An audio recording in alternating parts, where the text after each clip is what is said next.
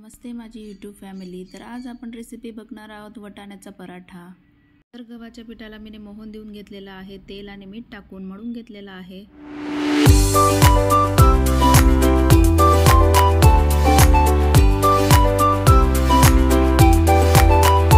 तर इकडे आपलं पीठ मळून झालं आहे। तर आपण आता मिक्सरचं भांडं घ्यायचं आहे, त्याच्यामध्ये जिरं टाकायचं आहे, हिरव्या मिरच्या टाकायचं आहे, आलं लसूण पेस्ट टाकायची आहे आणि वटाणे टाकायचे आहे, थोडीशी कोथिंबीर टाकायची आहे।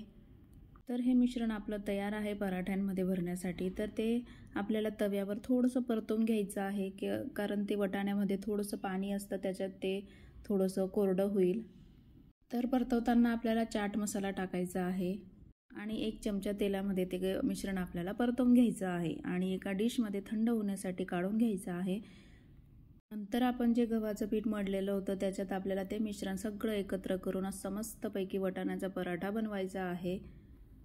तर या पराठ्याला लाटण्यासाठी पहिले मी लाटून घेतलेला आहे। नंतर आपल्याला त्या पराठ्याला तेल लावून घ्यायचं आहे चांगलं आणि अशी थोडीशी पूड पाडायची आहे, त्याने करून आपल्या पराठ्याला मस्त छान असा पराठ्यासारखा आकार येईल।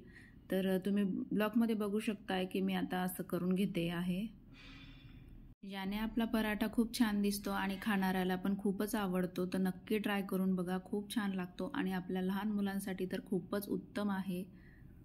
तर आपला तर पराठा बनलेला आहे। तर तुमच्याकडे वटाण्याला काय म्हणतात कमेंटमध्ये नक्की सांगा आणि माझी वटाणा पराठाची रेसिपी कशी वाटली कमेंटमध्ये हे पण नक्कीच सांगा। तर हा पराठा आपण तेल लावून नुसता पण खाऊ शकतो आणि चटणीसोबत पण खाऊ शकतो। तर मी आज बनवली आहे लसूणची चटणी, तर वेगळ्या पद्धतीची आहे। तर ब्लॉग शेवटपर्यंत बघा तुम्ही।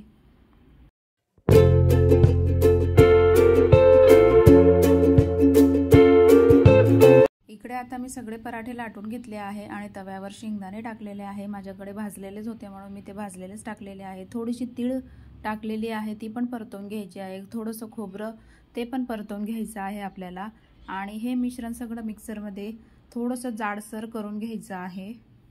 याच्यामध्ये आपल्याला थोडंसं लसूण पण टाकायचं आहे आणि आपल्याकडे जर लाल मिरची असली तर लाल मिरची टाकायची, नाही तर लाल चटणी असेल तर लाल चटणी टाकायची आणि अशी आपली लसूणची चटणी वेगळ्या पद्धतीने तयार होते आणि ही आपण पराठ्यासोबत, चपातीसोबत, भाकरीसोबत कशासोबतही खाऊ शकतो, इतकी छान लागते ही। तर ही चटणीची रेसिपी नक्की ट्राय करून बघा आणि माझा ब्लॉग जर शेवटपर्यंत बघितला असेल तर लाईक शेअर करायला विसरू नका फ्रेंड्स। बाय माझी यूट्यूब फॅमिली।